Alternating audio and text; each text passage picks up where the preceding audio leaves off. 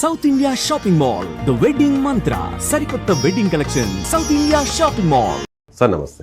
నమస్తే sir. Radiation leak కాకుండా ఉంటే ఏం జరుగుండేది? మన టార్గెట్ ఏంటి? Me as per your knowledge ఏం జరుగుండేది? ఎన్ని రోజుల పాటు ఈ యుద్ధం కొనసాగుండేది? పాకిస్తాన్కి పూర్తి స్థాయిలో చావు దెబ్బ ఎలా తీసుండేవాళ్ళు? ఒకవేళ న్యూక్లియర్ లీక్ అవ్వలేదు అనుకోండి సార్, ఖచ్చితంగా పిఓకే మీద ఫుల్ ఫ్లెజ్డ్ మిలిటరీ క్యాంపెయిన్ జరిగేది. మనం పిఓకేని స్వాధీనం చేసుకునే వాళ్ళము, అటు బలూచిస్తాన్ వేరైపోయేది, పాకిస్తాన్ మళ్ళీ రెండు ముక్కలుగా అయ్యేది. గుణపాఠం: నా వైపు వేలెత్తి చూస్తే వేలు విరిచేస్తాను, నా వైపు కన్నెత్తి చూస్తే గుడ్లు బీకేస్తాను. ఈ గుణపాఠం మనం ఖచ్చితంగా పాకిస్తాన్కి చెప్పేవాళ్ళం సార్. పిఓకే మనకు వచ్చేసేది, అటు బలూచిస్తాన్ పోయేది. ఎన్ని రోజులు? మహా అయితే ఒక 2 నెలలు, మహా అయితే 2 నెలలు. పిఓకే తీసుకోవడానికి ఎక్కువ టైం పట్టదు sir. PoK campaign would be 3 weeks 4 weeks campaign. ఆ కన్సాలిడేషన్ ప్రాసెస్ 2-3 మంత్స్ తీసుకుంటుంది. ఎందుకంటే అక్కడ ఎవరు టెర్రరిస్ట్ ఉండిపోయాడు, ఎవడు సివిలియన్, ఎవరు మన తరపున ఉన్నాడు, ఎవరు వాళ్ళ తరపున ఉన్నాడు, ఈ కన్సాలిడేషన్ ప్రాసెస్ అంటాం సార్. దీన్ని ఈ మాపింగ్ అప్ అంటారు, దీన్ని టెక్నికల్ మిలిటరీ లాంగ్వేజ్లో మాపింగ్ అప్ అంటారు. ఈ mapping up would have taken 3-4 months time. Military campaign 3 వారాలు కూడా పాకిస్తాన్ చాలేదు సార్. ఎందుకు అంటున్నానంటే సార్, ఇప్పుడు చండీగఢ్లో మాకు వాలంటీర్స్ కావాలి అని చెప్పి గవర్నమెంట్ ఒక చిన్న అనౌన్స్మెంట్ చేసింది సార్. వేలల్లో లక్షల్లో యూత్ వచ్చారు సార్. పాకిస్తాను యుద్ధ భూమి వదిలేసి పారిపోయే సైన్యం. నాకు సివిలియన్ ఒరే అవసరం ఉంది నాన్న అంటే తన ప్రాణాలు కూడా లెక్క చేయకుండా నేను వస్తాను అని చెప్పే నా దేశం సార్. సో పాకిస్తాన్ ఆర్మీ మనం ఫుల్ ఫ్లెజ్డ్ ఇంటెన్స్ అటాక్ చేయంగానే వాళ్ళు పారిపోతారు సార్. టాప్ లీడర్షిప్ పారిపోతుంది, కింద వాడు పోరాడతాడు, టాప్ లీడర్షిప్ పారిపోతుంది. ఎందుకు పారిపోతుందంటే వీళ్ళు బాగా డబ్బులు సంపాదించుకున్నారు సార్. పెట్రోల్ పంపులు నడుపుతున్నారు, కమర్షియల్ కాంప్లెక్సెస్ నడుపుతున్నారు, రియల్ ఎస్టేట్ బిజినెస్లో ఉన్నారు, డైపర్లు తయారు చేసుకొని డబ్బులు సంపాదించుకుంటున్నారు. ఇలా ఇవన్నీ ఏదో పనులు పాకిస్తాన్ ఆర్మీ చేస్తుంది సార్. టాప్ లీడర్షిప్, కింద వాళ్ళకి అంతగా పెద్దగా ఏం లాభాలు అందట్లేదు. కాకపోతే ఈ టాప్ లీడర్షిప్ నా దగ్గర డబ్బు ఉంది, నా పిల్లలు అమెరికా, లండన్, కెనడాలో ఉన్నారు, నేను ఎందుకు కావాలి ఇక్కడ? వాడు పారిపోతాడు. ఆ లీడర్షిప్ పారిపోయిన వెంటనే కింద వాళ్ళకి ఏం చేయాలో అర్థం కాదు, వాళ్ళు సరెండర్ చేసేస్తారు. ఇదే కదా జరిగింది బంగ్లాదేశ్లో. 93,000 మంది సరెండర్ ఎందుకు చేశారనుకుంటున్నారు? టాప్ లీడర్షిప్ పారిపోయింది. వీళ్ళు స్పెషల్ ప్లేన్లు తెప్పించుకొని పారిపోయారు సార్. స్పెషల్ ప్లేన్లు తెప్పించుకొని పారిపోయారు వీళ్ళు. అండ్ బికాజ్ మనం ఎయిర్ స్పేస్ క్లోజ్ చేసామని చెప్పేసి వేరే దేశాలకు పారిపోయారు. సో వీళ్ళు పోరాడే సైన్యం కాదు సార్, వీళ్ళు పారిపోయే సైన్యం. కాబట్టి ఖచ్చితంగా పిఓకే మనకి ఈజీగా వచ్చేసేది, అటు బలూచిస్తాన్ వేరైపోయింది. ఇంకొక అనుమానం కూడా కలుగుతుంది సార్. ఇప్పుడు ఇంటర్నేషనల్ న్యూక్లియర్ కంట్రోలింగ్ అథారిటీ కూడా నిన్న ఒక స్టేట్మెంట్ ఇచ్చింది. ఎక్కడా కూడా పాకిస్తాన్లో కిరాణా హిల్స్లో రేడియేషన్ లీక్ కాలేదు అని ఇచ్చింది. అంటే ఇప్పుడు ఇండియా పైచేయి సాధించబోతుంది, పాకిస్తాన్ పూర్తి స్థాయిలో క్యాప్చర్ చేస్తుందని అమెరికా పాకిస్తాన్ ఆడినటువంటి గేమ్ ఇదొక యాక్టింగ్ డ్రామా అనుకోవచ్చా? అంటే ఇది వితౌట్ ఎనీ ఫ్యాక్ట్స్ కాబట్టి దీన్ని స్పష్టంగా చెప్పడానికి అయితే లేదు. బట్ ఖచ్చితంగా some information would have been shared with India, authentic information related to nuclear leak. Okay. అంటే వితౌట్ ప్రాపర్ అథెంటిక్ ఇన్ఫర్మేషన్ మనం కూడా ఆగే వాళ్ళం కాదు అని అయితే నాకు కన్ఫర్మేషన్ చేసుకున్న తర్వాతనే మనం యాక్సెప్ట్ చేసి ఉంటాము అని నా అభిప్రాయం సార్. అంటే గ్రౌండ్లో ఏం జరిగిందో నాకు తెలియదు కాబట్టి, బట్ ఖచ్చితంగా మనం ఆ ఇన్పుట్స్ తీసుకున్న తర్వాతనే సరేలేండి అని చెప్పి ఆగుంటాము అని నా అనుమానం. అలాగే ఒక రిటైర్డ్ ఆర్మీ ఆఫీసర్గా మార్నింగ్ మనకు సంబంధించినటువంటి ఎయిర్ చీఫ్స్ అంతా కూడా ప్రెస్ మీట్ పెట్టేటప్పుడు వాళ్ళ ఫేస్లో చాలా గంభీరత్వం కనిపించింది, ఒక విజయం సాధించబోతున్నాం అనేటువంటి ఆ ధైర్యం కనిపించింది. కానీ ఈవినింగ్కి వచ్చేసరికి సీజ్ ఫైర్ విషయంలో మాట్లాడేటప్పుడు అందరూ కూడా నీరసపడిపోయారు. సో ఇదే పరిస్థితి మన బార్డర్లో డైరెక్ట్గా పాకిస్తాన్తో అటాక్ చేసేటువంటి ఆ సోల్జర్స్ కావచ్చు, ఆఫీసర్స్ కావచ్చు, వాళ్ళ ఎమోషన్ ఎలా ఉంటుంది అందరికీ సార్? ఎందుకంటే sir India PoK is an unfinished అజెండాలా భావిస్తుంది సార్.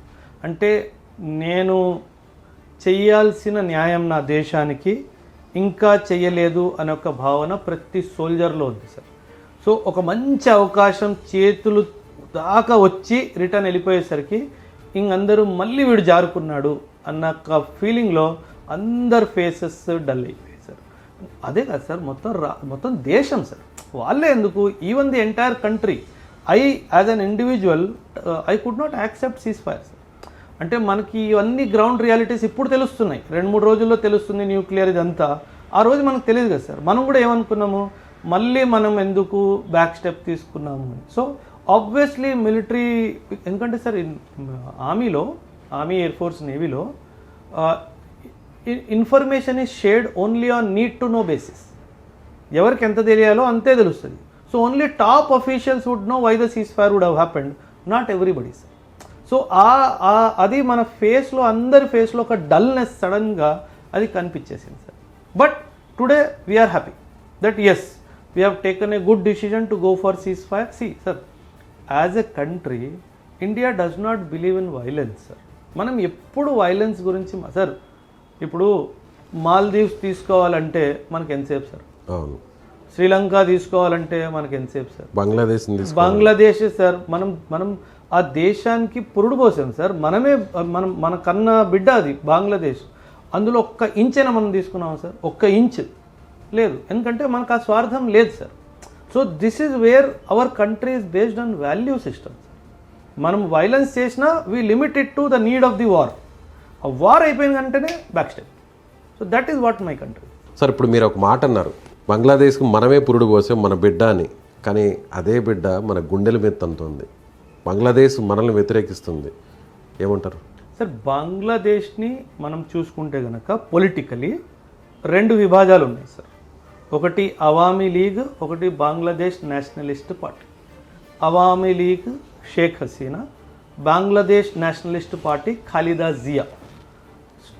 ముందు నుంచే, స్టార్టింగ్ నుంచి 1971 నుంచి కూడా ఆ బిఎన్పి ఏదైతే ఉందో బంగ్లాదేశ్ నేషనలిస్ట్ పార్టీ, వాళ్ళు ఎప్పటికీ ప్రో పాకిస్తానీ సార్. ఇప్పుడు ఖాలిదా జియా బిఎన్పి, అవామీ లీగ్ మన షేక్ హసీనా. ఇప్పుడు షేక్ హసీనా ఇండియాలోనే ఉంది, మన అందరు తెలిసిన విషయం. ఇప్పుడు ఆ అవామీ లీగ్ పార్టీ కానీ పొలిటికల్ లీడర్షిప్ అక్కడ లేదు కాబట్టి ఆ బిఎన్పి చేస్తున్న నాటకాలు ఇవన్నీ సార్. కామన్ మ్యాన్ ఖచ్చితంగా సార్, బికాజ్ నేను బంగ్లాదేశ్ ఆర్మీ వాళ్ళతో చాలా క్లోజ్గా పనిచేశాను sir. I can tell you for sure, the Bangladesh army would not like the statements what the political leadership is giving. మనం జాయింట్ మిలిటరీ ట్రైనింగ్స్ కానీ వాళ్ళకి ఎటువంటి ప్రమాదం లేకుండా సార్, బంగ్లాదేశ్ 3 వైపులు మనం ఉన్నాం, 3 వైపులు మనం ఉన్నాము.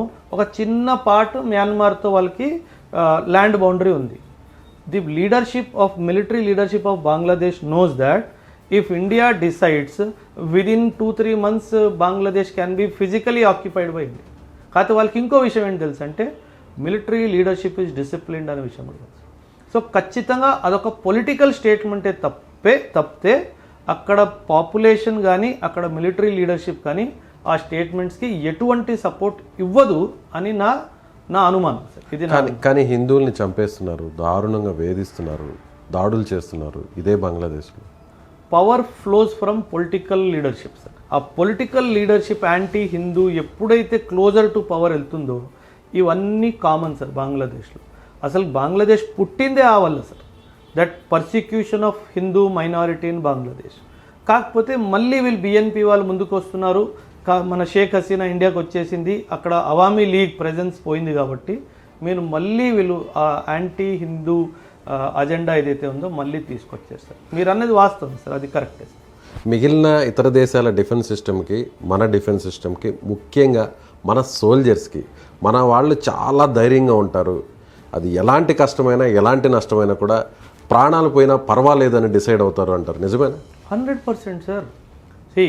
ఇప్పుడు మీరు కార్గిల్ యుద్ధమే తీసుకోండి, 1971 వార్ తీసుకోండి, 1965 వార్ తీసుకోండి, 1947 వార్ తీసుకోండి. ఏ వారు పాకిస్తాన్ వాడు మన మీద గెలవలేదు సార్. ఎందుకు గెలవలేదంటే at least 47, 65, 71 capacity of both the countries was same. Military technology కానీ ఎకానమీ కానీ ఆల్మోస్ట్ సేమ్. మనం ఎందుకు గెలిచాం కాబట్టి military leadership sir, discipline, training, ఆ జీల్. ఇప్పుడు వరల్డ్లో ఒక కాంపిటీషన్ జరుగుతుంది సార్, ఆర్మీ వాళ్ళలో కాంపిటీషన్ ఉంటుంది, దాన్ని కేంబ్రియన్ పెట్రోల్ అంటారు. చాలామందికి తెలియదేమో, మీ ప్రేక్షకులు కూడా ఫస్ట్ లాస్ట్ 2023లో ఈ కాంపిటీషన్ జరిగింది సార్. 135 కంట్రీలు పార్టిసిపేట్ చేసాయి sir. 135 countries participated in the Cambrian petrol competition. India గెలిచింది సార్. అంటే I have the best fighting soldier with my country sir. So నన్ను పాకిస్తాన్తో కంపేర్ చేయడం అన్నది కొంచెం మూర్ఖత్వం సార్. అంటే నేను నా సైనికుడిని అవమానించుకున్న type.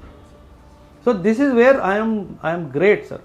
So because, sir, 35 Gorkha, if I remember the name of the regiment, 35 Gorkha rifles. Excellent. 2021లో మళ్ళీ 4-5 గోర్ఖా రైఫిల్స్. మన దగ్గర సోల్జర్స్ ఎలా ఉన్నారంటే సార్, వాడికి 16 బుల్లెట్లు తగిలినా వాడు దూసుకుంటూ వెళ్ళిపోతాడు. ఎందుకంటే ఒక డివైన్ బ్లెస్సింగ్ ఉంది సార్, ఒక దేవుని ఆశీర్వాదం మన యొక్క కంట్రీలో ప్రతి ఒక్క సోల్జర్ మీద ఉంది sir. So that is where దేవుడు మన సైడ్ ఉన్నాడు సార్. మనల్ని ఎవ్వడు ఓడించలేడు సార్. ఎందుకంటే ఆ స్పిరిట్ ఆఫ్ సాక్రిఫైస్ మన ఆర్మీలో ఉన్నట్టు పాకిస్తాన్ ఆర్మీలో దరిదాపుల్లో కూడా లేదు. Right sir, thank you. Right sir, thank you very much sir, thank you.